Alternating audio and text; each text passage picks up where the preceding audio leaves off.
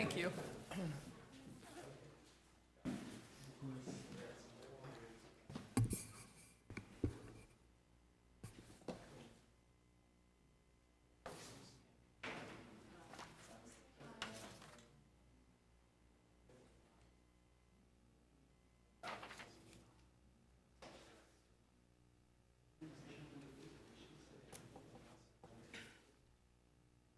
You want to lead the pledge? Sure.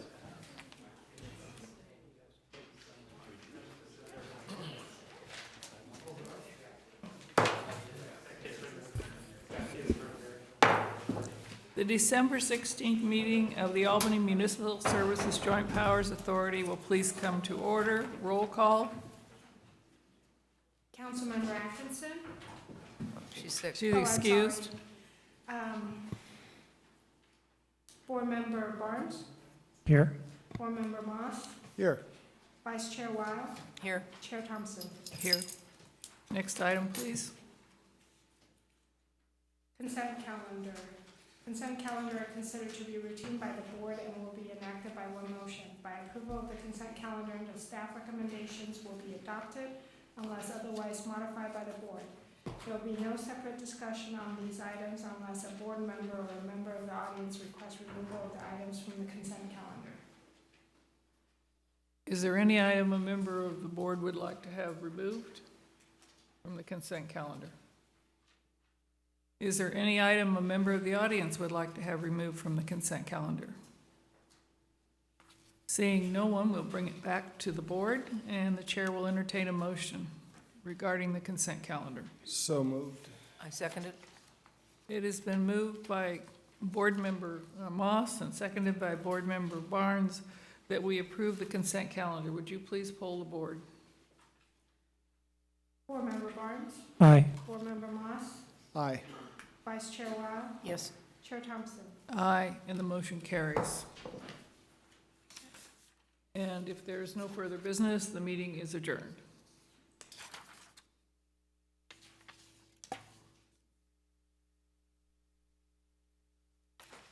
Now, the December 16th meeting of the Albany City Council will come to order.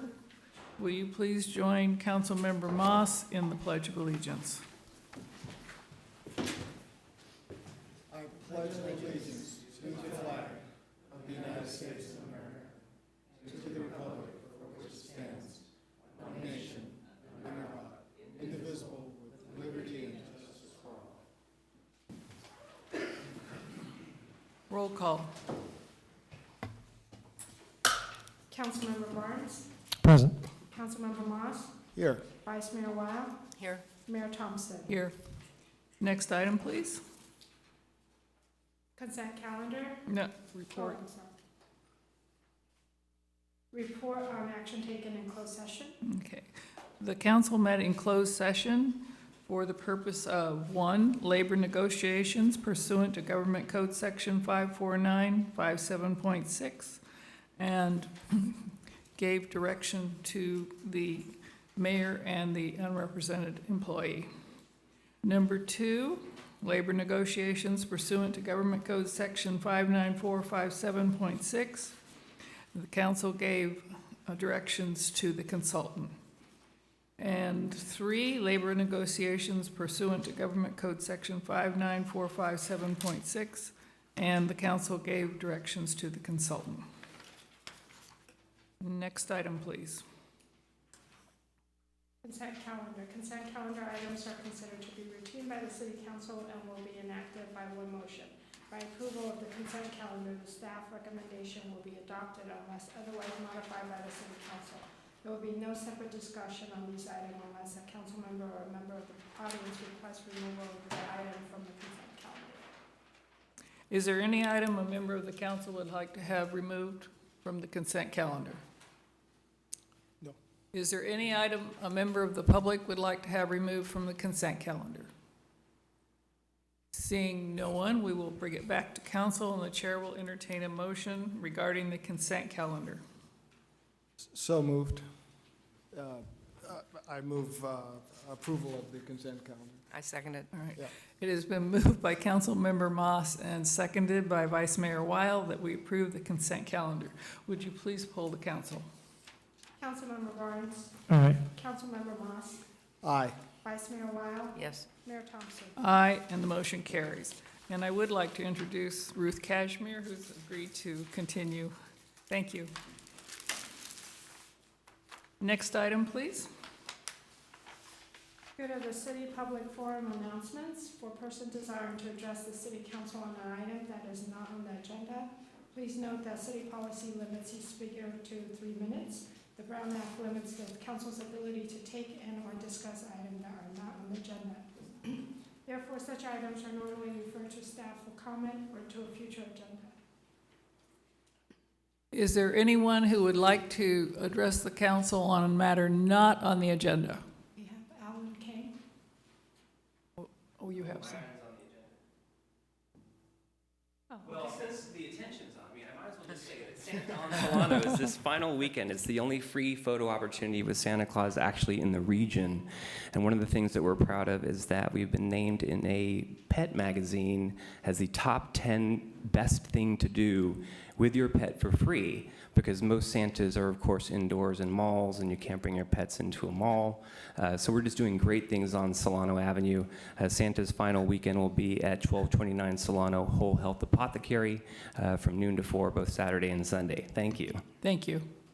Is there anyone else who would like to speak on an item not on the agenda? Good evening, Madam Mayor and Council. Peggy McQuaid, Albany resident. Bill Lewis was a leader in this community and especially an advocate for our young people. He was the driving force behind the establishment of the Teen Center and led work crews in creating the original center from an old Albany hospital portable. The Albany Teen Center was named in his honor. When it was moved several years ago to Memorial Park, a new sign was installed recognizing the Bill Lewis Teen Center. Currently, teens are using the house next to the senior center, which is known by the hip new name Teens at 846. I hope you will acknowledge the work and passion of former Mayor Bill Lewis and recognize his role in the establishment of the Albany Teen Center by continuing the name Bill Lewis Teen Center. It is important to remember and honor those in our community who have contributed so much and avail ourselves of the opportunity to share Albany's history with our younger and newer citizens. Thank you. Thank you. Is there anyone else who would like to speak on a matter not on the agenda? Okay, see.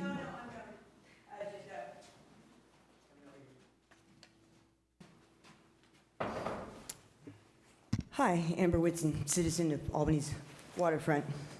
And I wanted to bring up a couple of things. For one, I still don't feel like we're being treated like humans.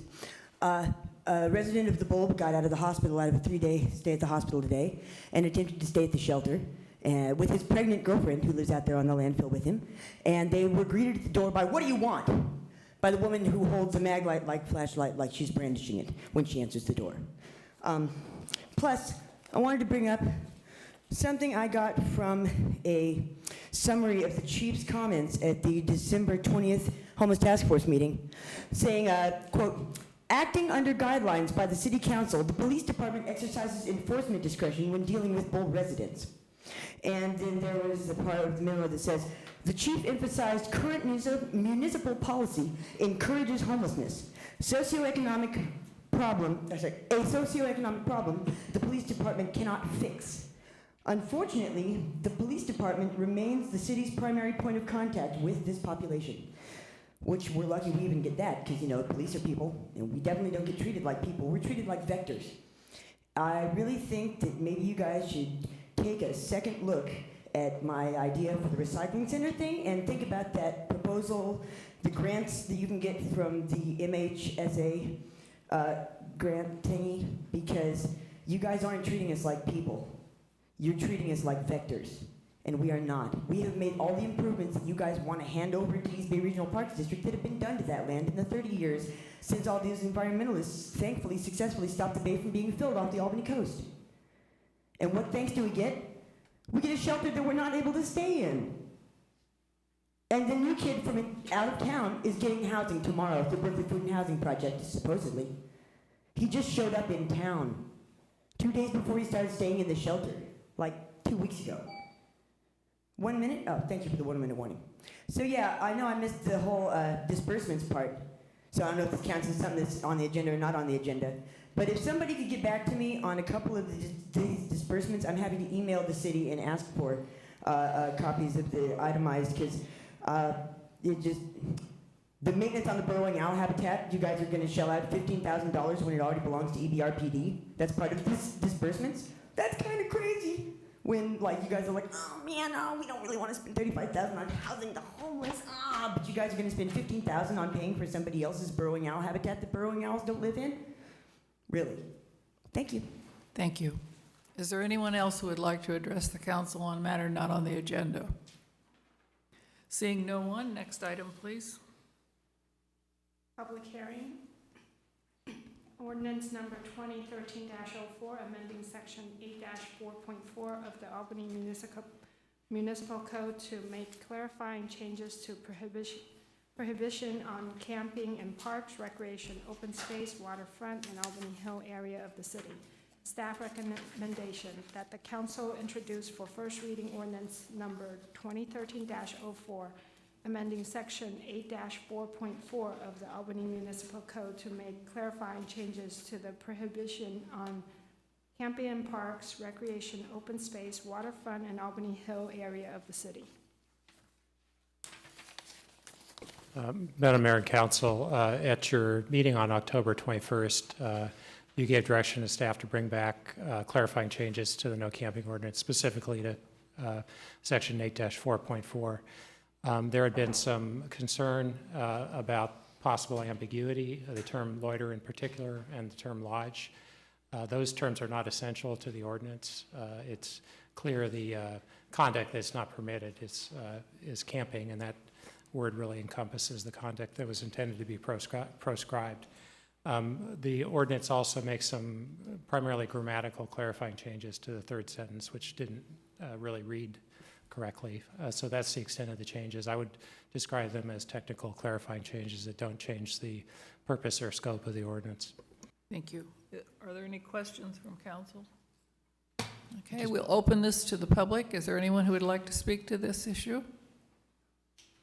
Seeing no one?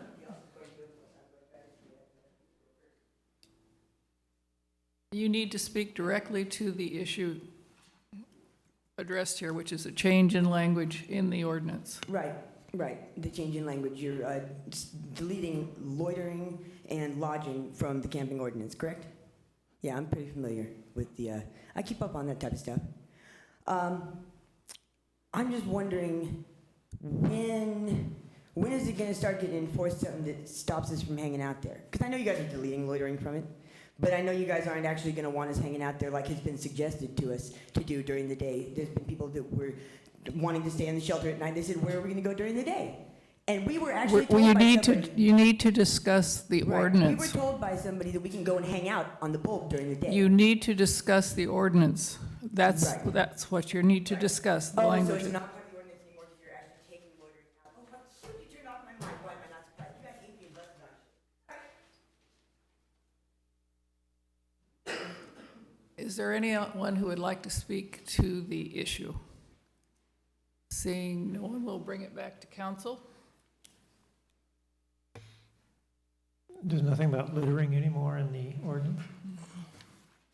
No, well, there are provisions in other parts of the ordinance that deal with leaving trash in public parks. That was not intended to be covered by this section. An earlier draft did use the word littering instead of loitering, so it's possible it was simply a mistake in the drafting process when this was originally drafted. But to my knowledge, there have been no citations issued under this particular section. The chair will entertain a motion regarding this matter. Okay, I move that we approve ordinance number 2013-04, amending section 8-4.4 of Albany Municipal Code to make clarifying changes to prohibition on camping. First reading. Yeah. I second it. Been moved by Councilmember Barnes, seconded by Vice Mayor Wild, that Council introduced for first reading ordinance number 2013-04, amending section 8-4.4 of the Albany Municipal Code to make clarifying changes to the prohibition on camping in parks, recreation, open space, waterfront, and Albany Hill areas of the city, and waive the reading. Will you please poll the council? Councilmember Barnes. Aye. Councilmember Moss. Aye. Vice Mayor Weil. Yes. Mayor Thompson. Aye, the motion carries. Next item, please. Albany Complete Street Concept Plans for San Pablo Avenue and Buchanan Street. Staff recommendation that council adopt the complete street study for San Pablo Avenue and Buchanan Street.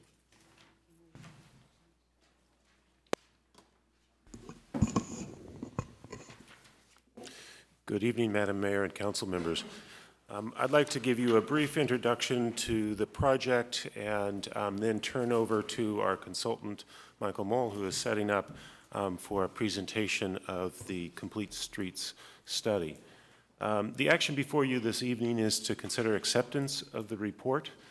This is a report that began with a grant from Caltrans. We partnered with a nonprofit organization called the Local Government Commission based in Sacramento and received the planning grant to study San Pablo Avenue and Buchanan Street, and to study them to create an opportunity for a variety of transportation modes to benefit from these streets.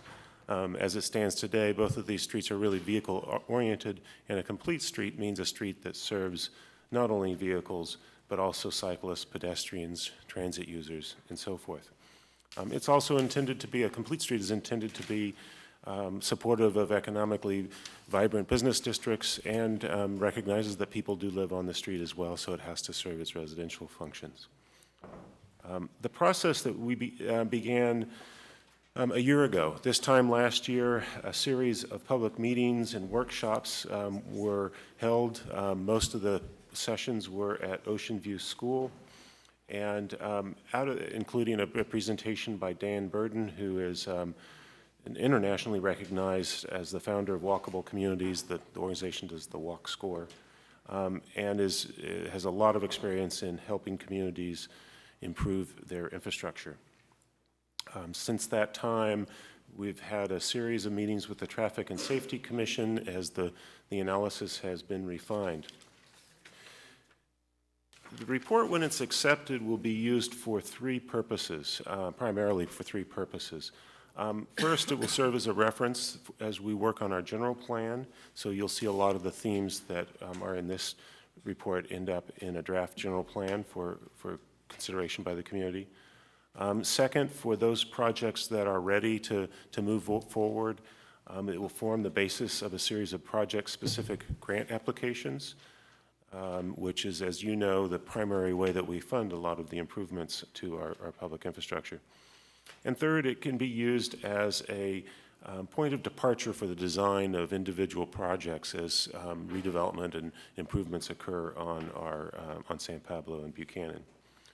I would like to stress that the purpose of the implementation, the implementation strategy can be, and in fact, for the recommendation from the Traffic and Safety Commission, is to consider it as something that's incremental. Start with the easy things like signage and lane markings, perhaps fine-tune some of the intersection timing and design of the traffic signals, monitor those improvements, and over time make the larger investments in the infrastructure where we create the bike lanes and the medians and transit stops and so forth. There are a variety of recommendations in the report. I think in our written staff report we detailed some of the more challenging ones. You'll be hearing about the San Pablo and Solano Avenue bus stop. We can also touch base on the Canes and Adams alternative bike routes that have come up in some of the discussions. But at this point, I think I'll turn it over to Michael and let him make a presentation, then we'll both be available along with Aleda to answer any of your questions that you may have. Thank you. Thank you, Jeff. Greetings, Mayor and members of the council. I'm glad to be here tonight for what is, I think, the last presentation about this project. We've been going for about a year now, and we're excited to be finishing up and presenting to you as council. I'm going to briefly go through our document essentially. I'm not going to show you every single page, because that would take too long. But I'm going to try to go through and just talk about Jeff talked about the process. I'll show you a few pictures from that as well briefly, and then really getting into the design-oriented design items for the conceptual design. And again, my name is Michael Moll. I'm with Nelson Nygaard Consulting Associates. So just a bit on the background here first. I'm not going to cover this in detail because Jeff pretty much already did. We're at the final report stage, as you can see on the timeline here. Stressing again the location, San Pablo and all of Buchanan, up to the freeway essentially. And I'll skip through these pretty quickly. You know your streets pretty well already. We have pictures in the report of the streets and some of the existing condition, discussion about what are the challenges from a complete streets point of view, as Jeff was pointing out. Why is it challenging now to walk and bike along these corridors or to cross these corridors? And that's discussed in the text that you see on the screen here. I won't try to read it all or explain it all. You understand many of those issues, I'm sure, already. And so we talk about transit service and how that's important. That's also part of a complete street, and there's a section on this. And AC Transit was heavily involved in the project and provided actual text to be added to the document. There's an appendix we've added and also changed the text here based on their input. We looked at the background studies of other documents for the whole city, as well as for the general two streets. And Buchanan Street, of course, is going through a series of projects to redesign it, which is part of that. Briefly talking about the public design charrette, show you some of the images from that. So we had banners up. We had focus groups with various groups of stakeholders from the community. Walking audits, you see here on the far right. We walked the street with the community. Dan Burden, as Jeff mentioned, made a presentation, a national expert on these kinds of issues. And one of the big pieces was the table maps. You see here in the lower left, members of the public drawing, literally designing their streets. So we educate through the presentation that Dan and others on the team that we made to the public, and then they design based on the ideas that typically work in these situations. And so we take those designs, which are shown as one example here in the upper right. This is what the public drew. We digitized it so you can see it, but underneath that is what they actually drew on the maps, and that's what we used to do our design over the course of that week a year ago. So that led us then to the recommendations. So briefly, some of the corridor-wide recommendations. We recommended narrower travel lanes down to 11 feet from the 12 feet. Because there's transit on these streets, and at least one of them, San Pablo, is Caltrans roadway. 11 feet is the minimum. Some cities we might use 10, but not on either of these two streets in this case. Other changes to the intersection geometry, we'll go into some more of those details when I get to other issues. We looked specifically at signalized intersections and how can we make them easier to use from a pedestrian perspective? Can you get a walk signal more readily? Do you have to push a button all the time? These are some of the things that we recommended, bringing up the walk signal automatically, especially when walking along San Pablo Avenue. When the green comes up automatically for cars, it simply makes sense.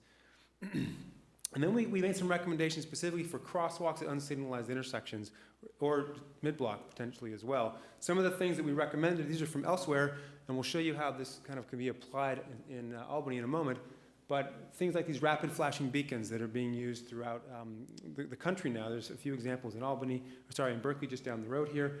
Median islands to provide a refuge for pedestrians to cross the street. This could go at existing unsignalized crossings that are out there today or future ones potentially. And then curb extensions where you put curbs out where there's no parking already allowed at the intersections at the crossings so you can see better when you're crossing the street as a pedestrian. We made some recommendations about gateways at each end of all these corridors. And these are just some examples from elsewhere in the upper right here. And this highlights some of the gateway locations in the image there in the middle that we looked at during the Charrette workshop design process here last December. And so looking at the different gateways, we sketched out how could the entrance from the freeway look differently than it does today, from the top to the bottom here in these two images. And at the north end of San Pablo, you can see the existing on top, and again, sketched out the proposed, and also drew that in plan view. So how does that look? Here's a median island that provides that gateway, along with some treatments perhaps on the sides here, and maybe a monument of some sort. We didn't try to design exactly what the monument would look like, but this general footprint gives you the potential to really highlight the entrance to Albany when someone drives in from the north, from El Cerrito. And at the south end, something similar. Here's the, again, existing image from the top here on the top, and the proposed hand-drawn drawing here on the bottom. And again, in plan view, you can see the, this kind of area here with the extension out into the parking area, monument here. I'll talk more about this little design a little bit later on when I'm talking about San Pablo and specifically at this intersection. So just the overall design for San Pablo, I'm going to cover that here. The existing conditions, you're familiar with it, but just as your typical cross-section today, 12-foot lanes, 14 feet center turn lane, roughly speaking, 8-foot parking lanes. And at the Berkeley border, it's a little bit different because Berkeley has added the wide median. As you can see here, 14-foot continuous median, whereas in Albany, there's very sporadic medians now. And their lanes are a little bit different in width because of that. One of the big recommendations is to add raised medians wherever possible from the point of view of beautifying the street and adding streetscape and adding trees to the street. And so we looked at sort of two different ways to think about medians. One, what we call the minimal median, is where all the gray areas, there would be no median. And then you can see the areas where there's green in this pattern here would be along the center here, you could have medians. And this is really where medians are only placed where you have a pedestrian crossing location or specifically approaching an intersection to provide that access control we like near intersections for the most part. Option 1B, or really just in general for any of the options, has more median here, more green, less gray here in this pattern, where we're essentially providing medians except where medians are dropped away to allow for turning movements where they're really necessary, and also where the fire department needs to get around sometimes and actually go contraflow on the wrong side to get to Solano intersection, for example. That was part of our focus groups that we had in the early part of the charrette. So in detail then, you can see how that looks in a sample of the plan view. This would be the minimal median, where there's just a handful of small median pieces, and this would be the moderate median, where we leave no median here, where the left turns may be important, for example, but a longer stretch of median here to have more trees. And so these are sort of options that can be used or implemented depending on what happens in the future as you implement this in phases, as Jeff talked about. So we looked at multiple options for San Pablo. The first did not include any bike lanes. One of the challenges with San Pablo Avenue is the existing cross-section does not allow you to have 2 parking lanes, 2 bike lanes, 4 travel lanes, and a turn lane. It's just not quite enough room, at least not at the lane widths that Caltrans and AC Transit need on a street like this. So we looked at the first 2 options. The first one is to keep the shared lane situation, but highlighting the lane, and the right lane, so that it's a green. This is an example from Long Beach, and you can see the image that we developed here of a green shared lane to highlight that, yes, bicyclists can and should, as the law states, use the lane when they're traveling down a street like this. It's not ideal for bicyclists, for sure, but it's one way to retain all the parking along the street. And so that was the option 1 cross-section. And again, the medians, how much median you have could vary within that option. Option 2 then said, okay, how can we get bike lanes down the entire street? What can we do? And instead of just taking all the parking off of one side of the street, which would be one way to do it, we said, well, what if we, at intersections where there are turning movements, in the bottom image here, approaching intersection, you need that turn lane, and then you take parking off of one side of the street, move the bike lane over into that space, and then have parking on one side and a bike lane over here. And then in between intersections, you narrow the median up to sort of a minimal width here of about 6 feet, allowing you to keep bike lanes and parking on both sides. And we presented this to the Traffic and Safety Commission. They said, well, we talked about how much parking would be lost, and it was significant, close to half of the, it wasn't half, but it was like 35 or 40% of the parking would be lost along the corridor. And they thought, well, this narrower 6-foot median doesn't really provide that much green and isn't going to be as good for trees. So they said, come back to us with a third option that's sort of a hybrid, where we have bike lanes in some areas and no bike lanes in other areas. And so that's what we did, and that's option 3. So we essentially have the same 2 cross sections, but instead of being the whole length of the corridor for each one, it varies depending on where you are. So at the north city limit to Clay Street and from Marin Avenue to Monroe Street, roughly speaking, we're talking in those areas. We're talking about having the full width raised median with turn lanes when you approach intersections, bike lanes on both sides, and a parking lane on one side. In the core of the city, from about Clay Street to about Buchanan or Marin Street, actually Buchanan and Marin was a little bit different, I'll mention that in a moment, but to Buchanan Street, the shared lane example comes into play. And I'll explain how this works in just a moment with respect to bicyclists. And then between Buchanan and Marin, the design actually shows a bike lane in just one direction, southbound only. And we'll talk about how that works in a moment. So this is an example of how you would transition from, it's a little bit hard to see, from having no bike lanes to having bike lanes from Buchanan to bike lane in one direction here to bike lanes in both directions at Marin, south of Marin. So what we looked at was the proposed bicycle network based on the city's active transportation plan. And the thicker red lines are what are the existing network of bike lanes and bike boulevard type streets, as they're called in the city. And then the proposed, now built Class 1 trail, just finished, in fact, along the south side of Buchanan. And so we looked at this and said, well, the problem is at the north end here, there's really no alternative to San Pablo Avenue to get into El Cerrito. There's just not good street connectivity until you go all the way up to the Ohlone Greenway. So it's more important to have bike lanes at that end. And the same thing, the network kind of breaks down a little bit here as well. You have Keynes and Adams Street here, streets that are proposed in the active transportation plan. I know that this has been looked at in the past, but our report, as well as the active transportation plan, recommends looking at this again, the idea of highlighting those two streets for bicycling. And so we make that recommendation in the document here. And because they do provide a good alternative to San Pablo Avenue. But as you get down to Buchanan and Marin here, that network, while it still exists on the east side, on the west side, it breaks down a bit, and you have to jog over and go around some obstacles. So getting bike lanes in this portion becomes more important. So that's how we kind of came to the conclusion, or one of the reasons we came to the conclusion, working with the Traffic and Safety Commission, to have bike lanes here and here, but not in the middle piece. One of the other big factors was parking. We did, with the help of city staff, did some parking inventory and found that the parking was much more densely used in that core as well. And so this is the parking occupancy. We looked at 3 or 4 different times per day. This is the 5 p.m., which is the heaviest use of the parking. And the red means it's pretty full. So the most of the core, the red and the orange and the yellow are pretty full. The green are less full. And so, well, there was some green in the middle here, this area and this area, and down through here, through Solano. We're pretty busy and pretty full much of the time, and really felt that by taking parking out there, that would be a problem for the businesses in the area. And we heard that, and the Traffic Safety Commission heard that during the meetings, and they recommended this based on the analysis. So we also looked at what happens with parking if you do option 1, 2, and 3, and I think this is for option 3, the one that was sort of the recommended option by Traffic and Safety Commission. That's the recommended option in the report. Some parking is now removed, as you can see here and here, and estimated that the parking densities change a little bit in some areas of the street.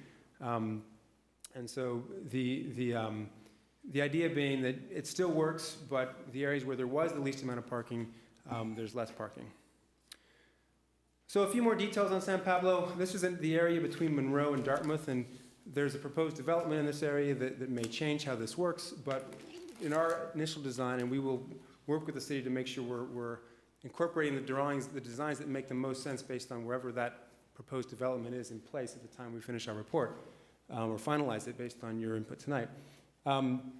The idea was to provide a way for bicyclists to get to Dartmouth here, because it is a key connection. It's a future bike boulevard within the city.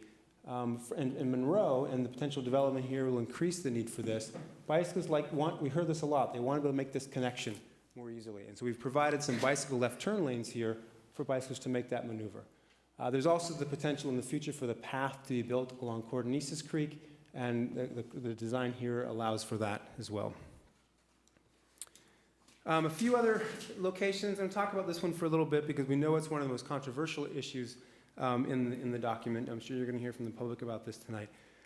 San Pablo at Solano Avenue, here's the design here. One of the major recommendations is thinking about the bus stop that's currently northbound. North is to the left here. on the near side. And this has been looked at before by the city. It was not done before, but in the work with the public and the Traffic and Safety Commission, this was something that, again, is recommended to move this bus stop from the near side to the far side. Far side bus stops are much better operationally for the buses. They work better for passengers who get off the bus. They cross behind the bus in the crosswalk. There's a number of reasons for that. And in addition, it doesn't have to be done at the same time necessarily. You could do one but not the other, perhaps. The idea of a bus bulb out here, both on this corner and over here where the bus stop is already on the far side, going southbound, so the bus doesn't have to pull over into the pull-out. That saves some parking spaces by doing that. It also keeps the buses moving faster. It does mean the bus is stopping in lane, but we actually did some research and observations, I should say, and found that the bus doesn't fully get into the bus pull-out anyway in the parking lane. I forget the exact number. It's in here. But it's a majority of the time the bus still sticks out. And then it takes longer to stop than if it had the bus bulb out. So that's a piece that was recommended based on the analysis here. So we can talk more about that in a moment. We also did some counts at this intersection because another recommendation at this intersection, which, let me go back to the picture here, was the signal timing. I just experienced this tonight. I walked to a restaurant to have dinner tonight from here before I came back to the meeting. And the challenge here at this intersection is the way the signals are timed, the eastbound traffic and the westbound traffic move at different times. And therefore, this pedestrian crossing and that pedestrian crossing move at different times. And what that does is it means more delay for pedestrians. You have to wait longer for your signal to come up. It also means more delay for all the traffic on San Pablo Avenue. So we're recommending a change to go back to sort of more traditional phasing where there's protected left turn phases that are simultaneous if there's cars waiting to make those lefts at the same time, separate from the through phases here, and then all pedestrians are crossed at the same time. And this is a pretty standard phasing as well. It's actually more typical than the split phasing that's there today. And through our analysis, by doing these traffic counts of the pedestrian traffic, we determined that the problem with it now is that works okay, the split phasing, if there's not pedestrians pushing the buttons all the time. Because whenever a pedestrian pushes the button, it means 30 seconds roughly of green time for both eastbound and then 30 seconds for westbound, again, if someone pushes the button on both sides of the street to cross each cycle. And there's enough pedestrians we found during both the AM and PM peak at least, and probably during most of the day, to create that situation. And that's what creates a lot of the congestion northbound in the afternoons, especially on San Pablo Avenue. So based on those counts, we think that it does make sense to make this change. And then we did actual traffic analysis. We analyzed the traffic and found that it operates better with that change. We even looked at, can we take out the right turn lanes in the eastbound and westbound directions on Solano to add more parking on Solano approaching San Pablo, so to help increase the parking in the area, making up for the fact, to some degree, that the parking that's lost on the north, let me go back to the intersection, parking would be lost here for the new bus stop, regained here because the old bus stop would be removed, but we think that this right turn lane could go away and you could add parking back here, which, again, overall the parking numbers would be more. You're going to hear from the public tonight, I'm sure, about concerns about the parking locations, but overall the numbers are higher actually with this design if you get rid of those right turn lanes. So that's part of the analysis here. And then this is talking about the bus stops at Solano. There's some details in here, and I can go into those if you'd like and pull them out of the report and talk about them, about how this works and, as I mentioned earlier, how often the bus stops and how long it takes it stops for usually, and how much better it would be with a far side bus stop and the bus bulb. We did some evaluation of that. A few other details on San Pablo. Washington Avenue is another bike boulevard, future bike boulevard called for in your active transportation plan, where this is a lower volume street that is identified by prioritized for bicycling across town essentially. And we've again designed for left turn lanes here. This idea would mean you wouldn't allow passenger cars to make left turns into there, which also improves the street from a bike boulevard perspective, because it reduces the traffic volume on the street. That's the combination. You see, there's a lot of them in Berkeley of a bike boulevard is to have sign it and prioritize it for bicycling while reducing the motor vehicle volume to make it feel more comfortable for bicyclists. I mentioned earlier that the combination of pedestrian crossing enhancements, this is a photo manipulation of, happens to be at Washington. It could be any of maybe it's actually at Portland in this case. Yeah, Portland Avenue, sorry. There's several of these unsignalized crossings existing on San Pablo Avenue. And you can see the existing image here, and the combination of treatments that we recommend are, and it works great where you have these T intersections like this. The left turn lane here, it could be texturized. It doesn't have to be, but it kind of makes the road feel narrower. But the most important elements really are the raised median. Because it's a T intersection, there aren't left turns here. You can do that. And then the signs here with those flashing beacons that have been shown to very much improve the yield rates of motorists to pedestrians crossing the street. And then this advanced yield line here, which is a treatment that asks the motorist to stop further back, thereby reducing crashes between pedestrians and motorists in the next lane who can't see pedestrians because the car stop for them blocks the view of the pedestrian. That's that combination of treatments. So there's a few places where we suggest perhaps adding mid-block crossings along the corridor.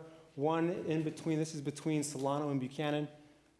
We see a lot of pedestrians crossing in there. We observed that. The public talked about that in the workshops and the Charrette. And then another, this is less used today, but between Marin and Monroe, this could be another possible location for a mid-block crossing, really largely depending on what happens with the properties here. There's talk about a trail connecting along the creek here, along with the development that's being proposed at Monroe. Briefly, quickly cover Buchanan, and then I'll be done. It's just a couple more minutes here.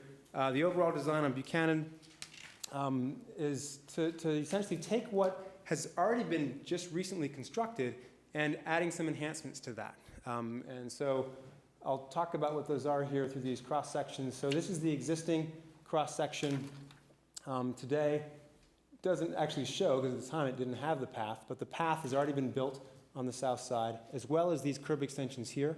There's a shared lane here without the green that's been built, and I haven't seen the shared lane markers. They might be down. I didn't see them last time I was out there, but they may not be down there yet. And then they are? Okay, so the shared lane markers have been placed, but without the green stripe or green band down the middle. And then in the westbound direction, the bike lane here is shown, and that is built now as well. Although currently the bike lane is placed right where the concrete asphalt joint is in the middle, or not in the middle, but in it, the bike lane. And we suggest in the future that be changed so that joint is outside of the actual bike lane. And then adding some more of these bulb outs here on the north side would be another future recommendation for Buchanan. Here's just a couple of images of what these ideas are, the curb extensions and improved crossings.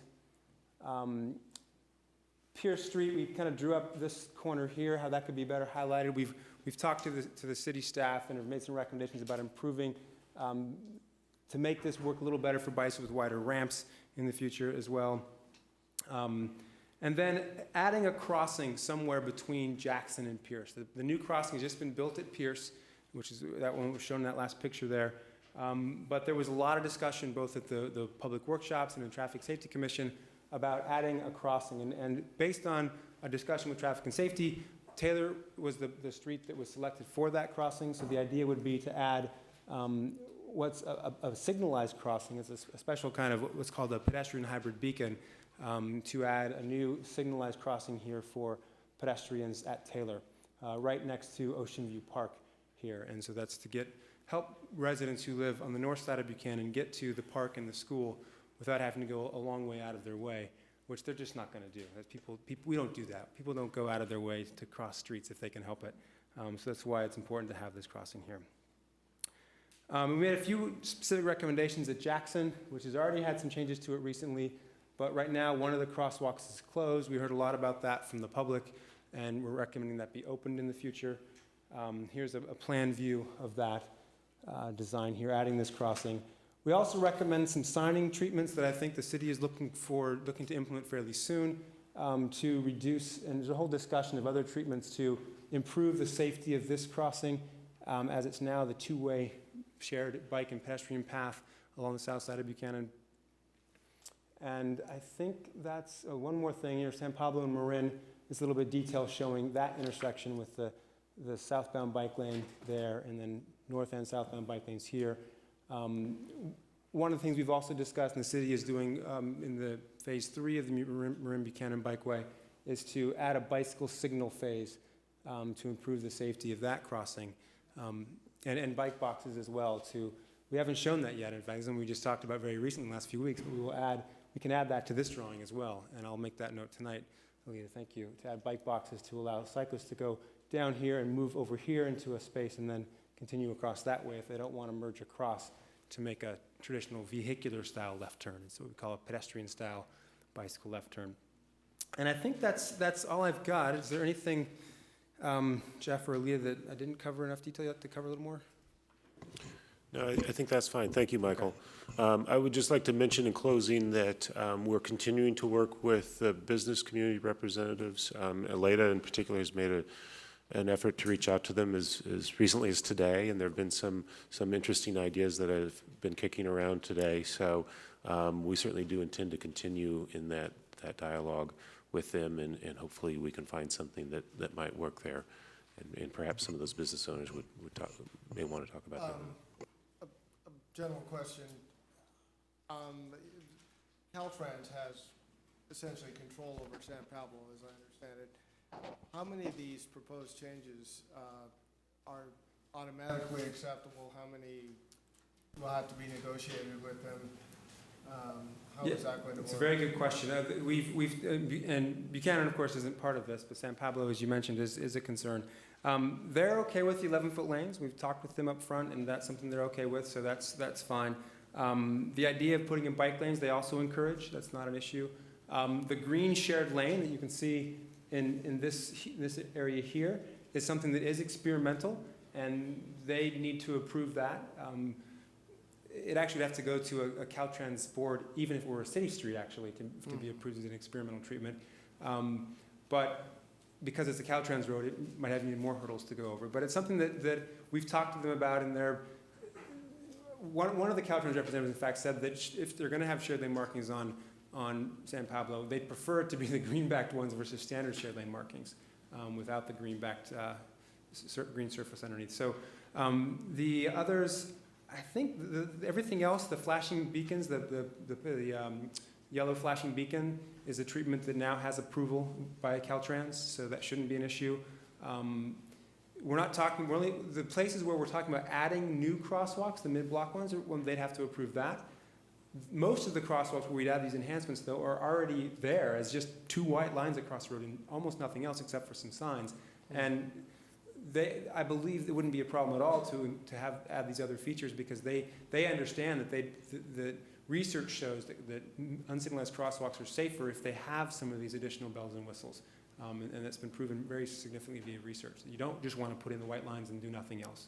Right. So they support those kinds of things for sure. And that would include things like extra lighting or Yeah, illumination, I didn't mention it, but illumination is something that also is important for these crossings, and they wouldn't have a problem with extra lighting to make the crossing safer. No, not a problem.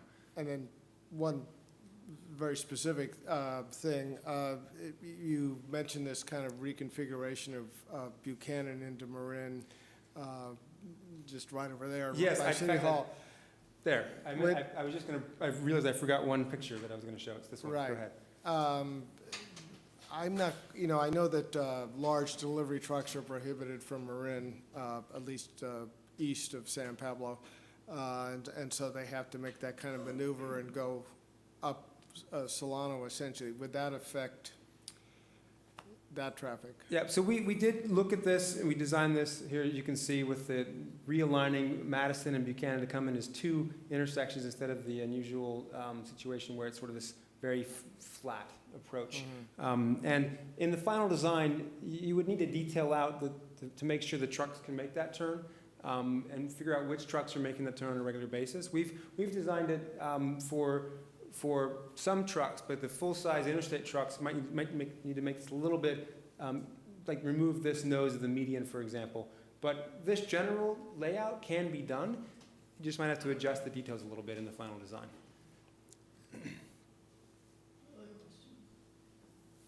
Is there any research on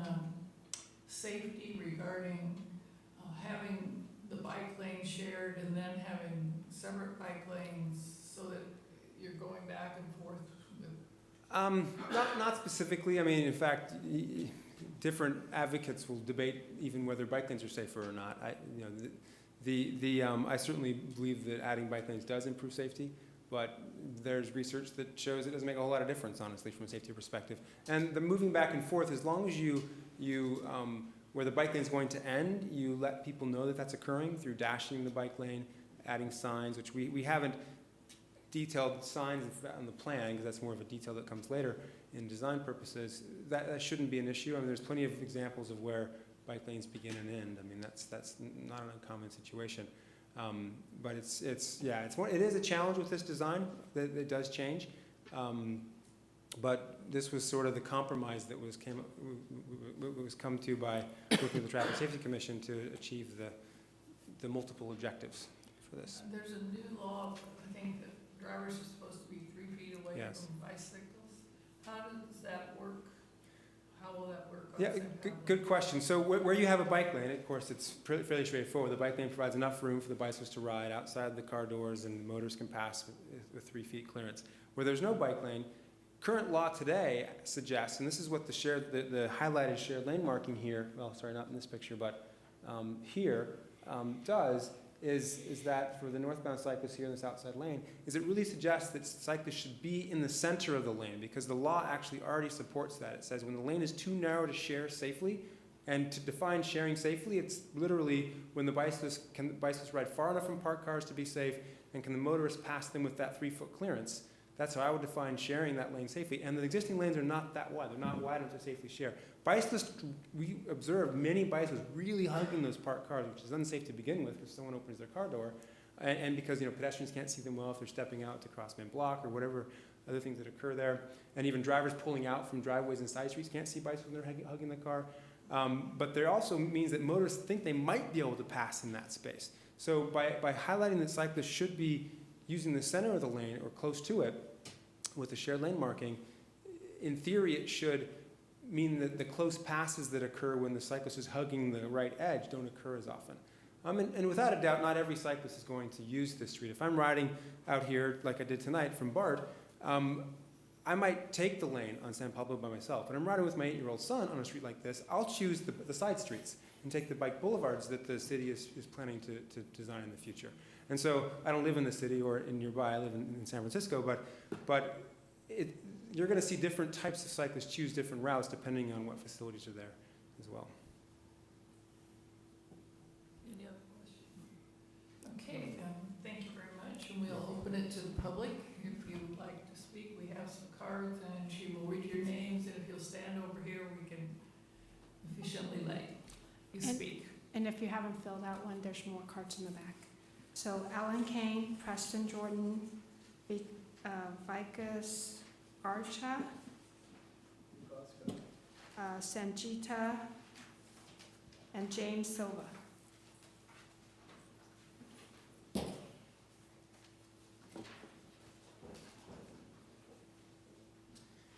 actually had some questions. I'm sorry. Thank you, Mayor Peggy Thompson and Council, for letting me speak earlier. I meant to address you more properly, but was caught under the gun. I had a couple questions that I would like to ask that would not be part of the 3 minutes. Is that possible, or do I just get 3 minutes and that's it? I'd like you to try to make it 3 minutes. I'll be as quick as I can. Has the 18 been addressed? The 18 that would stop, that turns right to go up Solano? It's my understanding that the 18 will have to stop very close to San Pablo because it's a transfer point, meaning that the parking spaces in front of the Chamber of Commerce, or the old Chamber of Commerce office, would be consumed, correct? That's correct. It would be a small parking lot. Okay, let's do Okay. this. Okay, perfect. That's all. You can ask the question, but you will hold all answers until people finish. Okay. So my name is Alan Kane. I manage the Solano Avenue Merchants Association. My big thing here is loss of parking. I'm confused by a lot of this. I like to see balance. I'm also, quite frankly, stunned at the stoplight at Pierce and Buchanan. I understand it's very safe for pedestrians, but it really hurts me to see 60 cars backed up to Jackson Street at a stoplight to watch one family walk by. I don't understand if the police department was consulted or the fire department was consulted. I've heard of a story now where the police have been out at the Bulb, which they're out there quite a bit now. I wish we had enough money to afford police throughout the city. But I heard they were at the Bulb and had a hard time responding to an emergency in town because the traffic on from that stoplight was backed up so far that the police had to divert, go to the other lane, and go over. The one stoplight at Buchanan and Pierce makes me frankly question the whole document. I mean, I have video of hundreds of cars sitting there in the most inefficient state, and that is idling and starting from a full stop. And it pains me to see that. And the loss of parking near Solano, I'm amazed that we're considering taking parking spaces. And I have heard that parking spaces are bad, but I think having big giant SUVs circle the block looking for parking is also bad for the environment. And I wonder where the environment does come into all of this. Where is that taken into consideration? When this whole plan is done, can we afford to clean all those signs? Can we afford to clean all that landscaping? We have 4 people working city maintenance. They can barely keep up with what they have now. So here it is. We have a plan that I think is going to remove a lot of parking spaces from that vicinity. I would like to see evidence to the contrary of that. So we're going to take away a bunch of parking from a section of Solano and San Pablo that has a 500-seat movie theater, a car dealership repair lot, a YMCA gym with 1,500 members. And what you're talking about doing is putting a bus stop in front of a liquor store, a bus shelter in front of a stained glass studio, which is probably one of the prettiest businesses on San Pablo. And I hear all this speculation about, oh, it may not hurt businesses, it may not hurt businesses. Is that where our bar is? It may not hurt businesses? I would suggest we raise the bar to projects that will actually help businesses, not projects that won't hurt them, maybe. Thank you. Thank you. Hello, my name is Preston Jordan. I'm speaking for Carbon Neutral Albany tonight, which is an organization focused on Albany meeting its greenhouse pollution reduction goal. I want to thank staff and the consultants from Nelson Nygaard for their work on this project, having followed it for the last year and a half. It's been a really fabulous project. I'm also speaking for Albany Strollers and Rollers, and while I can say that the group would have preferred cycling lanes along the length of San Pablo, it accepted the data regarding parking occupancy and so supports the compromise. Part of what came forward was the need to refocus on Keynes and Adams, making those the bike boulevards that are called for in the active transportation plan. And since that plan was adopted, another engineering option has been approved for making those bike boulevards. So there's now 2 different options. So we're optimistic that that can happen. And the reason for that, as the consultant said, is that many people who might consider cycling for transportation are not going to be comfortable riding on San Pablo. And so making those side streets more amenable to them will perhaps give them the comfort to be able to cycle. Strollers and Rollers supports the bus stop move because it's better for pedestrians. So it supports us specifically on pedestrian safety. AC Transit and there's other data out there suggests that far side bus stops are safer for pedestrians in general. And Carbon Neutral Albany supports the bus stop move because it will be in line with Albany's transit first policy, which is to support transit over other modes when there's a push and a shove between them. And there is data in the report that shows that bus riders lose in aggregate 16 hours a day because of where the bus stop is located currently. So that's data you can look at and rely on. And that doesn't even talk about the motorists who lose so much time a day because of the congestion in that location. It was interesting, the previous speaker expressing consternation about the backup at the Pierce signal, but I think anybody who's tried to drive northbound on San Pablo in the afternoon, evening rush hour, the backup there is just really unbelievable. I mean, you can back up all the way to Marin Avenue. And a lot of that is because the bus doesn't pull all the way out of the lane, and it's sitting in front of the signal blocking other drivers. So we think it would be better for that reason for bus riders, get traffic moving, which obviously would be better for business. And it seems odd, there's no data that's been presented to our knowledge on what the impact on business would be. There's probably studies about whether bus stops are better or worse for business, but it seems equally reasonable in terms of just a conjecture that business might be better if the bus stop was in front of those stores, that their patronage might go up. And you've heard from the consultant that the parking would be balanced, that they're recommending removing the right turn lanes on San Pablo each direction to replace some parking. There's been discussion of moving the short-term parking a short distance north. So unless the parking needs to be right in front of the liquor store so it can be a drive-through liquor store, essentially, we don't really see what the issue is. Thank you very much for your consideration. Good luck. Thank you. Good evening, council members. My name is Sangeeta Gurcha, and I'm one of the co-owners of Max's Liquors, which is located on the corner of San Pablo and Solano. So the topic that I want to address today is about the parking demand. The numbers that you have on the complete street study is, it says that, okay, first of all, the study that was done only on one day in the month of February on Tuesday. That is not really called doing a study. You can't just go around the town for a couple of hours and, think that, we have got all the information where the occupancy is higher and where the occupancy is low. It says that the block that I'm talking about is the stretch from Solano to all the way to Washington. It says the occupancy is there 58.6%.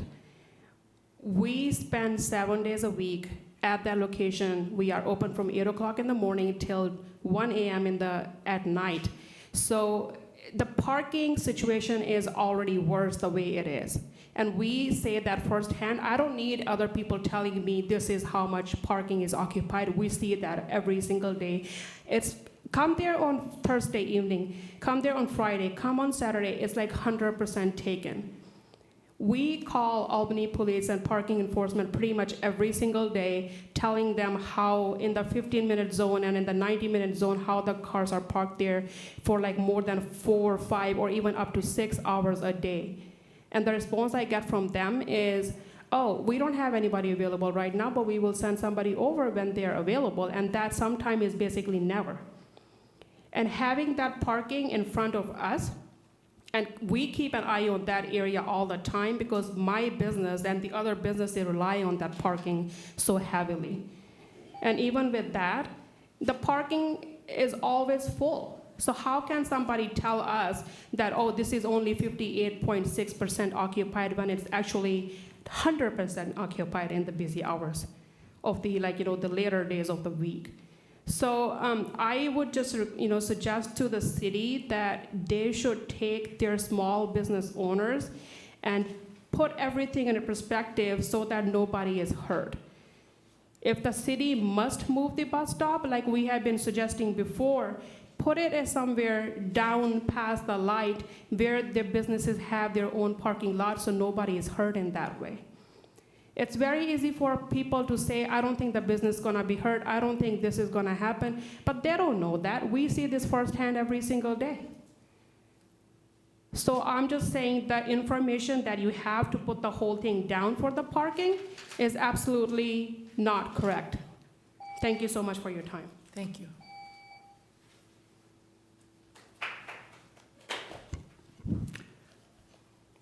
Council members and Madam Mayor, my name is Erica Lockhart. I'm an Albany resident, and I'm here to request postponement of any changes to the parking along Solano Avenue until further study is done.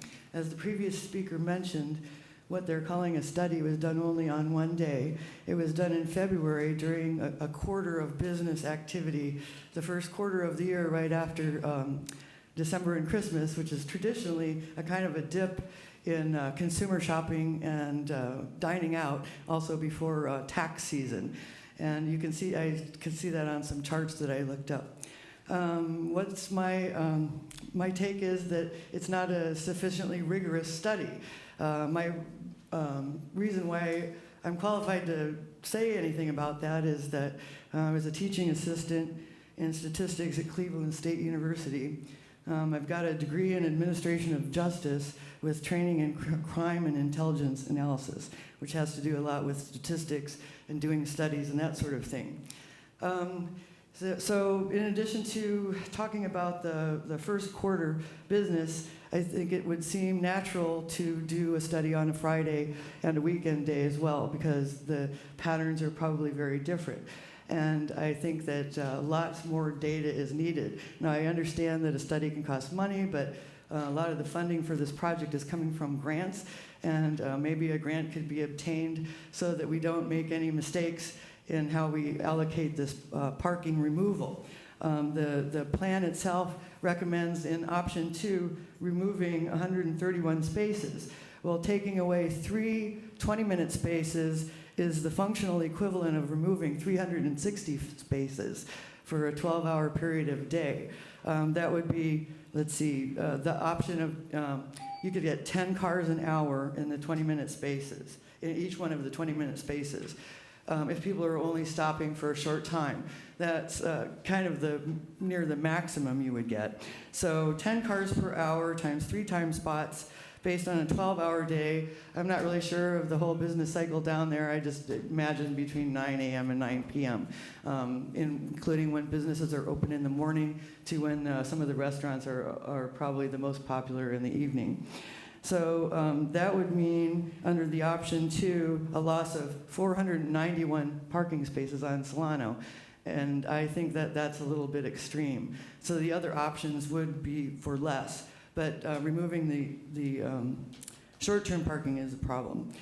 The lack of rigor in this study, in this report, indicates to me that there may be other problems that I think should be looked at. I think that the report doesn't give a lot of underlying data, and I guess I'm done. Thank you very much, and I had a couple other things in this handout, which I'll Thank you. I have Chris Cole, Ramon Padilla, Edwin Cantu, Stephen Newhouse, and John Nakamura. Good evening, members of the council. My name is Chris Cole, and I'm here speaking on behalf of the owners of the property at San Pablo and Solano, Max's Liquors, the futon shop. Next is the glass shop, and then there's a coffee shop, copy shop there. First of all, I do agree with the lack of rigor in the study. There's many things that were said to you that, well, we haven't quite figured this out. We don't know exactly what is going to happen. Who is going to find out what's going to happen? It should be the city council, because you are the persons who are charged with making the policy decisions here. The Traffic and Safety Commission doesn't make the policy for this county, for this city. You do. One of the speakers said that he didn't see what the problem is, and the problem is that the study, the presentation that's been given to you, talked about bicycles, it talked about pedestrians, it talked about traffic, it talked about cars.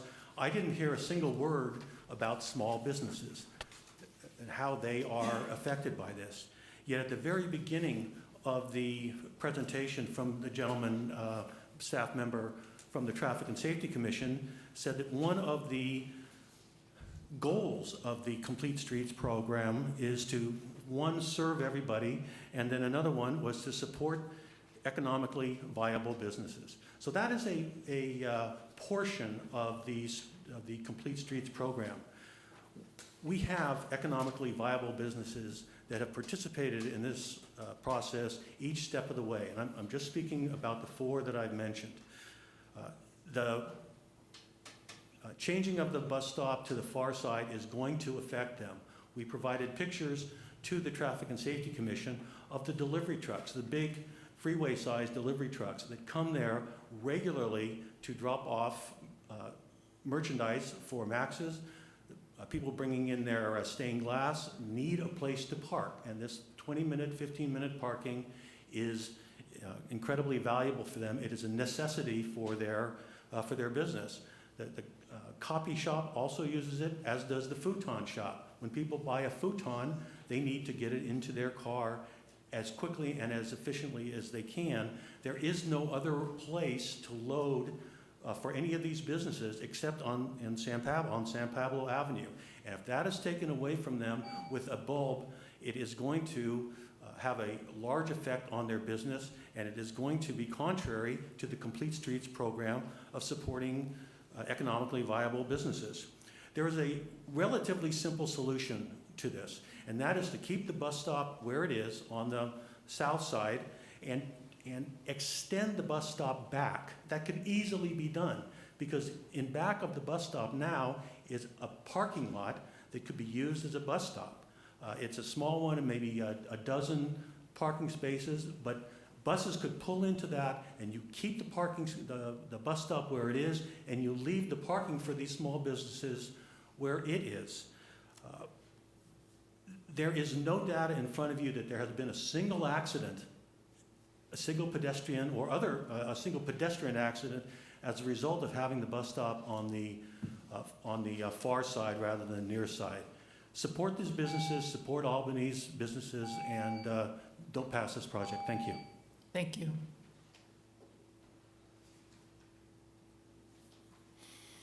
Good evening, everybody. My name is Vikas Garcha. I am the co-owner of Maxus Liquors. So, just want to tell you about the whole study. You know, as everybody, a lot of people mentioned that it was done on Tuesday, February 26th. That's the slowest month for the businesses, and that's the slowest day of the week also. You know, and to add to these things, there are a lot of restaurants which are closed specifically on Tuesday because it's the slowest day. So, the occupancy is 58%, which is a false number. If you come, the busiest time, the other ones like Thursday, even Monday evening, even Friday, whole day, Saturday, Sunday, the parking is full like 100% all of the time. And I don't think the study was done correctly, and and the worst thing in the plan is the moving the bus stop in front of my business, which is as mentioned by the other people that we get delivery trucks, the big trucks, and we don't have any loading zone. Where are they going to park? 2 times a week I bring a lot of stuff from outside, from Oakland, from other stores, and then I have my car full. So where are we going to unload this stuff? And we started after we heard that they're planning to move the bus stop. We started taking the customer signatures. There was a sheet that we gave the copy to them. Over 1,000 customers signed it, and they told us that, hey, why are they doing it to you guys? That where are we going to park? And then they said that if there's no parking, then we won't be able to come to the business.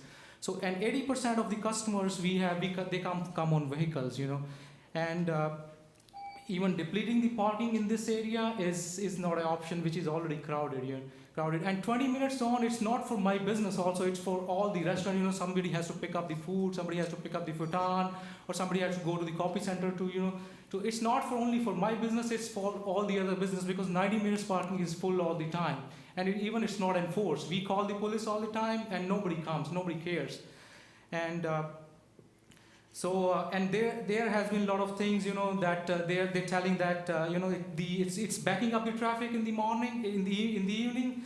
I have pictures showing that, and we presented a lot of pictures showing that this is the morning time, where the traffic is on the other side.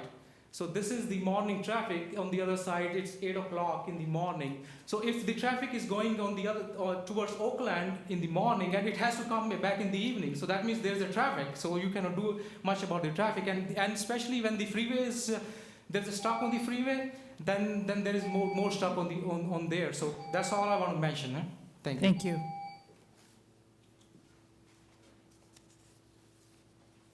Madam Mayor, Councilman, staff. My name is James Silva. I own Avalon Glassworks, the stained glass studio on San Pablo. What my fellow business people, merchants have been talking about is there's a page in the study, I believe it's page 57, it's figure 3.3-27, and it's about the parking study. And it encapsulates, shows peak occupancy for the study area, which occurred at 5 p.m. based on a one-day survey conducted on Tuesday, February 26, 2013. The problem I have with this plan in general is that so much of the plan is based on assumptions that have no real basis in reality.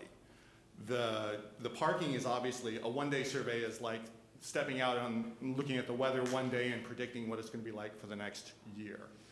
They're recommending taking away 30% of the parking in the district based on this one-day study, which the impact of that on businesses is pretty ridiculous. I'm grateful that you brought up the new law that was passed in September about the 36-inch clearance. Some of these bike lanes, which have been pushed so hard by single-issue advocates, you're talking about encouraging people to ride in the middle of San Pablo, which is going to slow traffic down to 10 to 15 miles per hour as they don't pass the bike, which means all the congestion on San Pablo is going to get infinitely worse. If you've got bikes setting the pace, it's going to turn into a traffic nightmare. The bus stop, they're talking about doing a bulb out. They're talking about squeezing San Pablo Avenue down to one lane where the bus actually stays in the lane at the bulb out, and there's only one lane to pass. That's the right turn from Solano, that's the left turn from Solano, that's where San Pablo. They're talking about squeezing it down to one lane. The impact on my business is horrible, but the plan itself is nonsense. This is really, the Traffic and Safety Commission did you a huge disservice by recommending this. It's not based on reality, and it's not something that you can build from. It's not a vision, it's not a blueprint, it's nonsense. Please don't accept this recommendation. Thank you. Please, ladies and gentlemen, this is a public meeting of the council. I ask you not to. Hi, good afternoon. Ramon Padilla, Four Corners Cafe. Madam Mayor, council members, thank you for listening. I can assure you that moving the bus stop is going to affect these businesses. I see it firsthand. Sometimes we have the coffee shop across the street. Sometimes we have the street completely full, and we have a lot less people. But in addition to this, these people are going to suffer, the owners. But I can tell you also that Albany has, I think it's going to affect also the quality of life in Albany. Right now, people feel safe to be walking on Solano. And if it affects these businesses, does the gym, does the movie theater, does the liquor store, because at nighttime, it's a well-lit place. If you can drive all along San Pablo, all along Solano, it's not a very inviting place to be walking. People walk at night. I've been there at 10, 11, 12, 5, 6 in the morning, and it's always a safe place. And that's a lot of credit to the police department that has done a wonderful job to create a safe place. But it is going to affect them. And if they have to close, it's going to affect the quality of life. Right now, I think the quality of life for Albany, it really depends on Solano. Solano is the lifeblood. And these businesses, they're very responsible owners, and they're really trying to do what is best for the community. I think it's going to affect the community. I think it's going to affect the quality of life. And with all respect to the gentleman that spoke first, I think we should put people first, not necessarily transit first, but we should look at what's best for the community, what's best for people. And my recommendation is that you keep the bus stop where it is. Thank you. Thank you.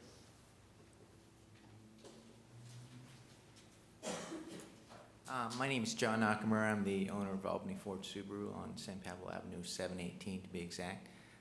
Thank you very much for allowing us to speak tonight.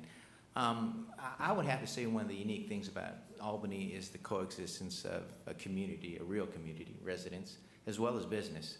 And I think both sides have always tried to work very hard to make sure that we coexist. It's really kind of the beauty of the city. Saying that, I think we have to recognize that San Pablo is a major corridor. It's not just a street or a city street. It's a major corridor. It used to be a state highway. In fact, I think it still is. And if you looked at the speeds of the cars that are going down that corridor and the number of cars that are passing down this corridor, it's significant. It's, again, not just a city street. The idea of a bike lane, I think, is wonderful. I think it's great. It sounds very sexy to have that. It's a green thing to do. However, the basic safety of having a bike in the center lane on a major thoroughfare where the average speeds in reality you'd like to think is 25 miles an hour, but it probably approaches more like 40. That being the case, I think it really starts setting up a danger hazard, and I think you would be foolish to say we're going to try this or this is experimental. Once we implement some of the things that the plan says, it's permanent and we're going to have to live with the results. The parking is something that's so important for retail. Anybody that's involved in retail knows that if it's a little bit less convenient for our customers, they just don't come. And it's as simple as that, because the choice for consumers nowadays is virtually infinite. And if they miss that one spot, or if they have to go a little bit further, they might just keep going. And you really never know until you know, and once you know, it's actually too late.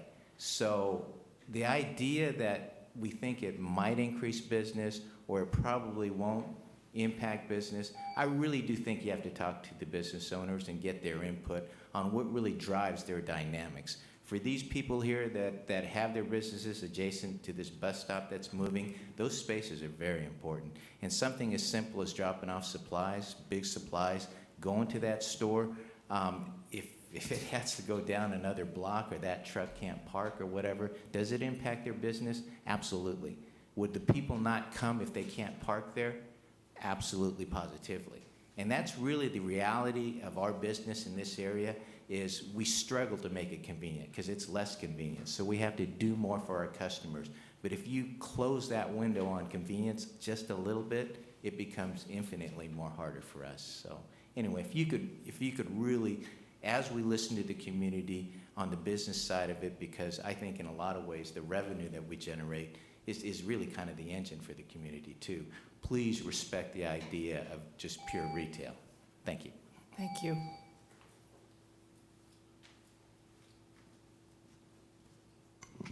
Good evening. My name is Stephen Newhouse. I'm here with AC Transit. So tonight you've heard from a lot of business owners, local business owners. And I'd like to frame the conversation this way, that everyone in Albany is also a partial owner of AC Transit, and everyone in the East Bay for that matter, because they are taxpayers, and this is an investment that the public has made, and we want to optimize that investment. The perfect example is sitting on San Pablo Avenue right now. San Pablo Avenue is the second or third greatest investment in the AC Transit District in terms of resources that we commit to make it accessible for the public.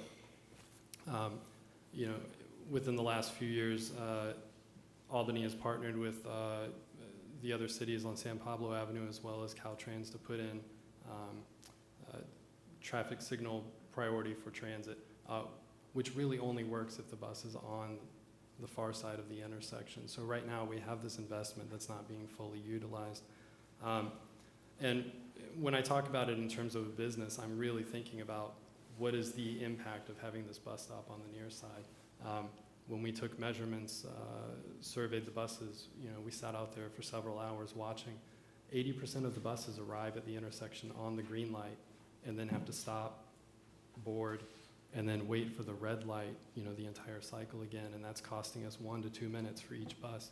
Now, we have a bus on that road every six or 7 minutes, so it adds up. I think Preston did a great job of describing that as the cumulative effect for the customers is 16 hours a day lost. And a previous gentleman made the comment about transit first versus people first, and that really resonates with me because I think of AC Transit as basically a service industry.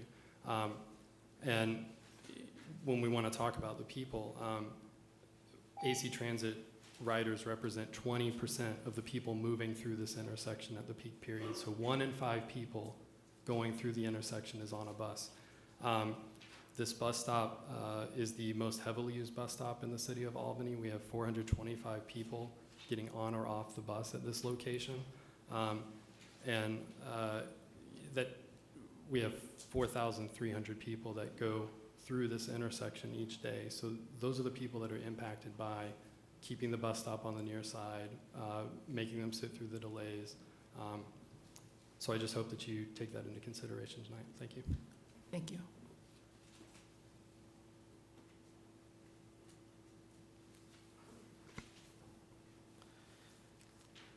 Good evening, Mayor Peggy Thompson, City Council.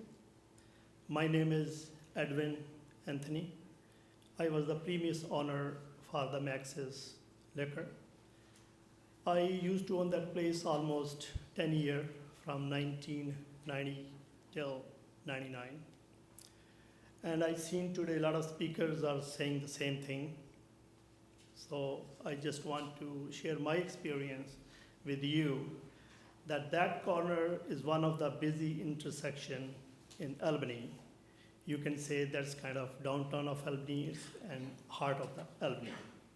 So here I am hearing a lot of things today that the city of Albany did not conduct the study of the parking really well.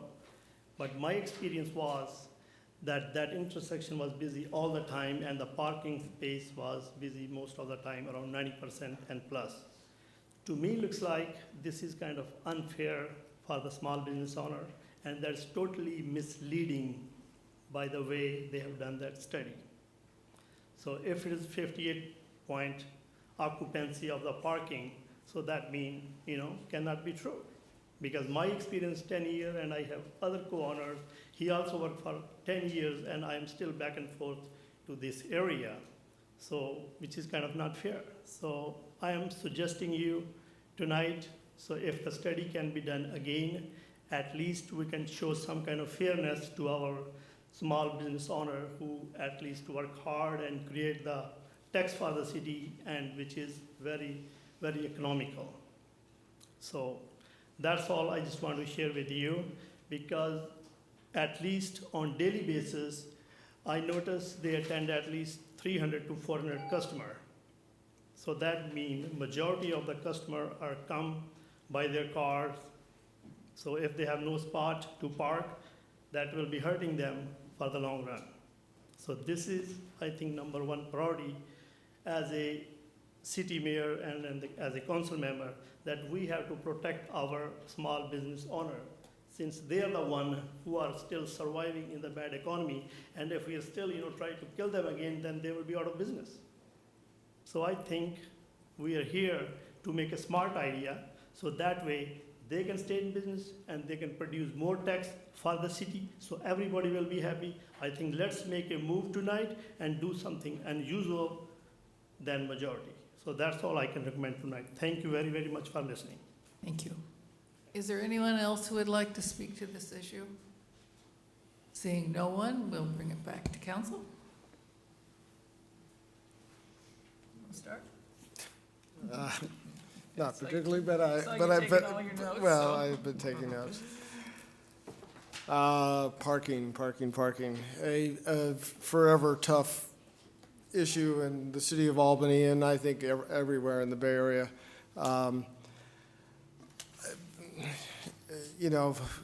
Right now, as many of you may know, we're going to start to look at our Measure D requirements, which are residential parking requirements, and I think over time that'll be a big issue, but it's all kind of related, and commercial parking places are also going to be looked at, I would hope, at some point along the line.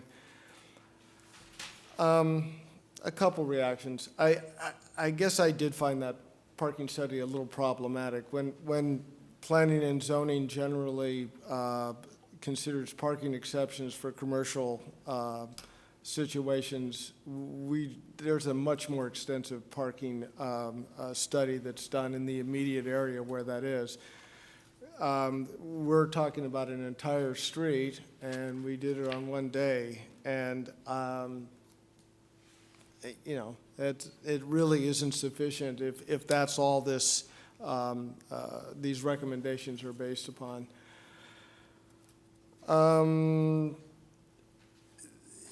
That said, I don't think there's any doubt in my mind that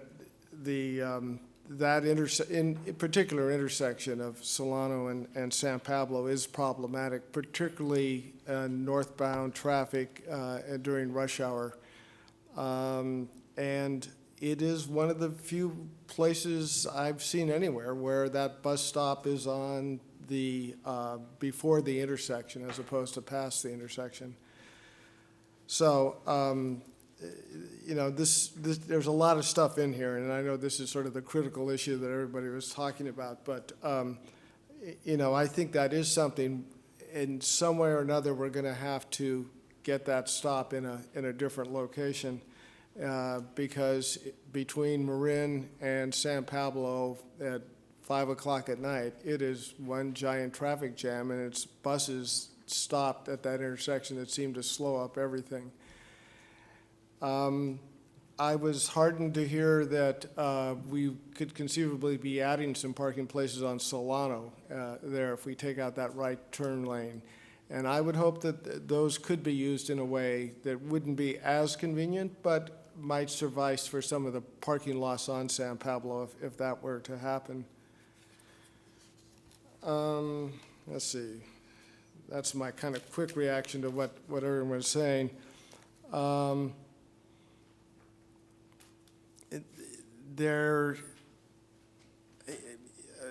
Let's get to bike lanes, which I think is certainly motivating quite a bit of this. It's in the long-term city's interest, I think, to increase our bike usage and make it easier for cyclists to get around as well as pedestrians. San Pablo is used by a lot of cyclists, but you know, because it is a major highway, I'm not so sure this is the best place for cyclists to be going north and south. I would like to see a lot more interest in either Adams or Keynes, and I think for several reasons Keynes makes more sense to become the kind of go-to bicycle lane. This will, of course, create some problems for the residents on those streets, but I think that might be a more cyclist-friendly route ultimately, particularly for less experienced cyclists who are going north and south. One of the issues, which I'm not sure if it was talked about during the study, but this idea of eliminating parking places. There probably are sections of San Pablo that we could, and if we go back and study this, I don't think it's going to be a great loss. Certainly along San Pablo, along the UC property where there's nothing other than fields right now. Nobody parks there. I don't think anyone will need to park there in the near future. There are other places where it will have an effect on businesses.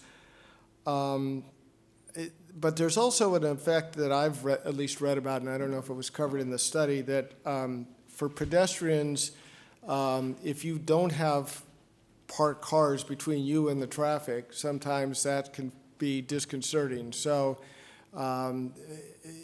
parked cars serve as kind of a traffic barrier, and I think that's something that I didn't see in this report, but I have read Shoup and others who are pretty knowledgeable about parking concerns.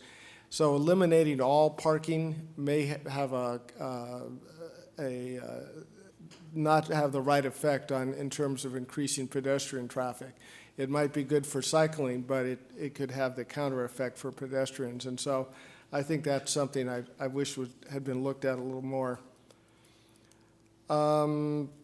Finally, the thing that I'll weigh in at this point, and I'm curious to hear what the rest of the council has to say, but I love the idea of the gateway idea of doing something to delineate our city on either end of San Pablo where we transition from Berkeley or El Cerrito, and also at the west end or down on Buchanan.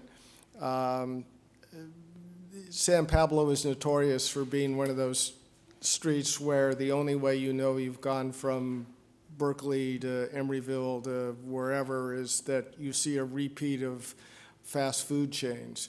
So when you see your second McDonald's, you know you've crossed into another city, and that's, I think we can do a lot better. And I think the whole idea of doing something that marks this is where Albany starts is a great idea. Hopefully, particularly in, say, a place like the southern end of San Pablo, some of the art money that will come out of the UC development could go into something like that. that's what I have to say at the moment. I'm curious what others reacted to all this. Turn my microphone into constant on mode. I'm sure you'll all love that. I have a lot of questions and I have technical questions. So is someone going to jump up here to answer them? How are we going to work this?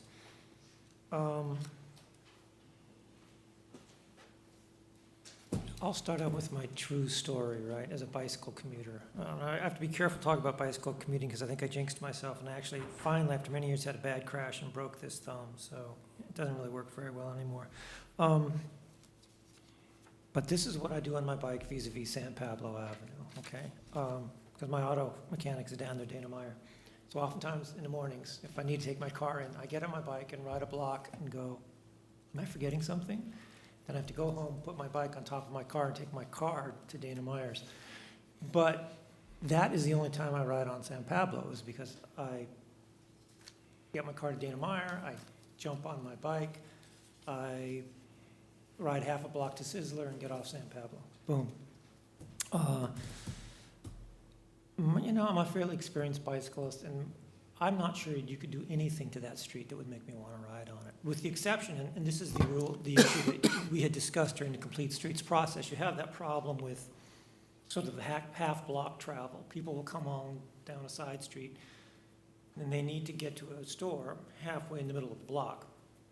And if there's no real safe way for them to be on the street, they ride on the sidewalk. So I think a lot of the bike traffic, like someone like me, that you'd see on San Pablo, is people just making those very short trips. So I don't, I would really much prefer to have the relatively long commutes on bicycles off of San Pablo, because I'm not sure how you could resolve that question empirically. I don't know if that was looked at. But I think you do need to have some accommodation, otherwise people ride their bikes on there. Sidewalks and they hit, pedestrians, and that's ugly too. This issue, we've heard a lot about one day in February the 26th. What's your feeling about that? The scope originally had no parking study whatsoever, and we realized early on that we needed to look at parking a little bit. So we worked with the city, and we had city staff do the actual counts, because we weren't scoped for that and had no budget for it, and we worked out a way to also do some to analyze the counts that they did. Absolutely, a more comprehensive parking study could be done. I don't disagree at all with that.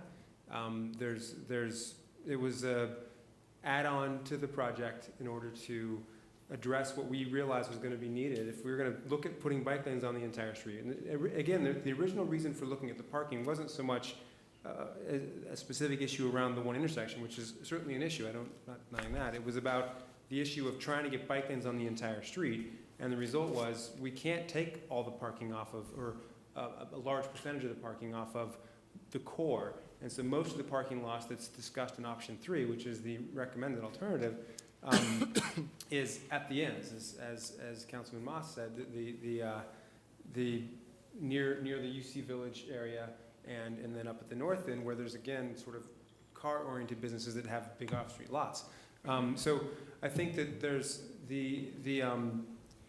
there could actually be a more comprehensive parking study done that looked more closely at smaller segments. That was another challenge with the data that we have, is that it was long blocks were looked at, and it could be looked at in much smaller segments, and we could see, fine-tune. When we say 58.6%, it was a pretty long stretch. But without a doubt, I agree with the speakers who said this. There's more of that density is probably occurring in the near to Solano, because that is, as others said, sort of your downtown in a sense from the shopping perspective. So there's no doubt that more parking study could be done. We've tried to minimize the amount of parking loss in the core. Much of the parking loss that's described in the Solano area is actually where we've talked about, proposed the one mid-block crossing between Solano and Buchanan. If that's taken out, we'd probably half or 2/3 of the parking lots that's described, and those long blocks, they're very long blocks between Solano and Buchanan, would go away. This report, and one thing I've taken a note of, is to take a closer look and see exactly the counts of, and exactly is going to be tough, because without a detailed design of all the bus stop details, could be off by a space or two. But of right around that intersection. It wasn't something that was done. As far as how much supply is lost, we could do a detailed count of that. As far as the how much it's used, the project is about over, and we don't have doing a detailed parking study of actual counts and how much is being used is not something that we could do within the current budget that we have at this point. Well, this brings we up. can take a close look at the supply. Yeah, a couple of points. First, about the lack of rigor of the study, I want to caution people. People often think if you do a more rigorous study, that automatically means the new results are going to go in your favor. Maybe not. Maybe not. But let's see. So let's do a hypothetical. Can you pull up page 327 of the 3-27 of the study? Sure. Who's doing that, Jeff or?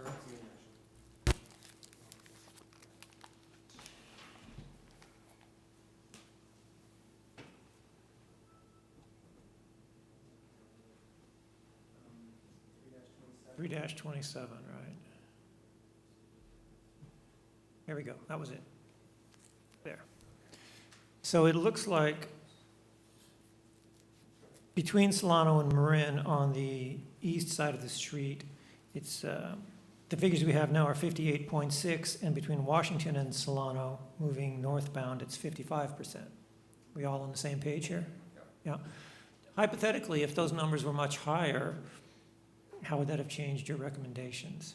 I mean, again, we tried to minimize the parking loss in this area of town, period. I mean, the shifting of we weren't proposing any bike lanes in this area that would take off segments of parking for a long distance. The losses that occur in these two blocks primarily are in the block between Solano and Buchanan, where there's a proposed mid-block crossing, and you lose 2 or 3 spaces to provide for that crossing. That's smack dab in the middle of the 58.6. Yes, smack in the middle. And that again, having observed the street fairly significantly when we were here for the workshop, the parking densities are definitely higher near Solano. So, if we were to do a comprehensive parking study, it would segment this more, and we would say, okay, because again, it was in the stretch or not. And we determined that the counts were high enough that we shouldn't remove significant amount of parking. And so again, it wasn't so much to look at this issue of the bus stop removal and moving the bus stop.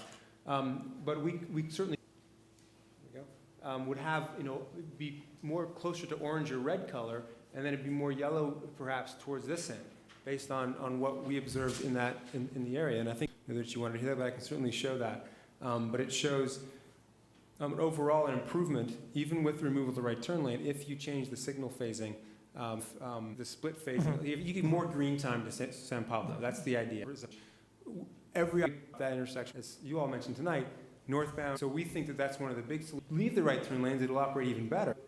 Taking out the right turn lanes doesn't worsen the traffic less than the improvement you get from redoing the signal timing based on our analysis. If you change the phasing of the signal timing, could you contain that? The operations would be a little bit better with the far side bus stop than the near side operating the way it is today, because the bus can't get through and then in the traffic, so they don't pull fully in. And this is behavior that we observe. It's also in part do that to some degree, because trying to keep parking. Our analysis, it's to some degree. Much of the public outreach and the public events occurred, and a lot of the issues hadn't come to discussing in the detail more at the Traffic and Safety Commission meetings, which we've been to. Overall, the project's been to 4, I think. I did 3, and the most recent one, city staff stuff came in detail, was in the Traffic and Safety Commission meeting. There was a suggestion of moving traffic impingement. So if you moved it, say, 2 spaces forward, which is what was mentioned to me, it may, when the bus is actually by the signal itself, but if you move it beyond the signal a little bit, it probably means the driver has the bus stops in front of them before they go around. And these bus pull-outs, it wouldn't have that benefit if you move it forward. Past the intersection and pulling, but I'm not sure that that's the case with the one that's moved forward a little bit versus the one at the intersection. It really depends. The reason for that is that you need, for a curb extension, you need, when it's against that, your street sweeper can sweep it and you collect debris in our drawings, but you have a straight section of curb and then it tapers to the existing curb, right? And so you have to remove some parking for those tapers a little bit too. On the other hand, the and this is a question again for AC Transit, perhaps length, and I think even the AC Transit wants articulated bus lengths. This could be overhanging a parking space, for example, right? So maybe it's hard to say. Lastly, and this is an important one, crosswalk would be pedestrian transportation field, that every bus stop is a pedestrian. Whether you want it to be far enough away from a designated crossing point, they're going to cross, have pedestrians choosing to cross. Boys are going to cross the street. Yeah, it depends on the user, of course, but. And I can't have the bus there and they see contents of the store. That could be a plus for the business. I know this was discussed at the Traffic and Safety Commission meeting a little bit, and from what I heard, and I don't know if staff wants to talk about it, but I remember hearing from stopping by on their way home driving, and so Yeah, fair enough. That was pretty strongly stated in all the meetings we've been at. This is a peripheral question, then I'll sum up with saying with These be a hazard to bicyclists and motorists if they're too close to either, and we're trying to squeeze in a lot of things there. Having said that, we've kind of bifurcated the design for that particular geography on the west side of San Pablo. We're really letting the project design that side of the street, that general area, let the lead, and Michael and Aleda are participating, of course, in all that, but I would not focus this particular study. I wouldn't work design the final design that would move forward, but themes that we're applying and concepts and connectivity that we're trying to take. All right, so let me wrap. And with step of the way, we come back to you if you see the grant application. If there's a development, you'll see the general plan over the next year, and see some of these themes out of there, but you can either this evening say, we're not so sure about this element or that element of this plan. We'd like to get it done because that's what our agreement with Caltrans requires us to do. But in itself, it doesn't commit the city to any of these projects. And we would recommend a phase, start with the easy, obvious, and traffic study. Maybe the next step is to do some configurations to those right turn lanes and see if that improves the circumstances a little bit more. To the businesses and stakeholders, including the whole range, AC Transit, bicycle advocates, and so forth. So we want to use it. Anything. Okay, thanks. Well, that's reassuring. Yeah, I think I agree. Much more north, and then it sounds like Aleda, you're going to meet with the business people and the. I have some concerns about the amount of research on traffic studies and that sort of thing. I think you did a good job of outreach early on, and maybe people, but I do think we have to listen to because they've known. And so I want to be sure that we pay attention to them. We have a basis for saying, well, this is the right thing to do. I am concerned about a number of traffic. I think drivers to have bikes going both ways. And this, I guess, is what you're asking us to do. But I don't not come to fruition. So I'm willing to do that on that basis. Now, I move that the mayor. Okay, Councilmember Barnes, and seconded by. With further research, especially concerning. And